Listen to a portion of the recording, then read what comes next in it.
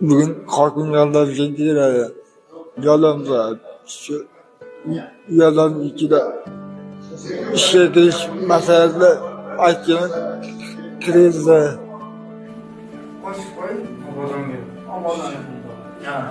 Nima ish qilasan obodan?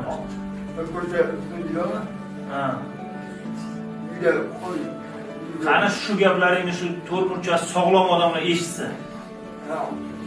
Pasport yoningdanmi? Qani? Sen ketib qolmagin, tushundingmi? Kelishdingmi? Tushundim, seni kutib tur. Xo'pmi? Bular o'zimga hokimga yaxshi ishlashga harakat qilaman. Oilamga bir son pul olib kelaylab harakat qilaman.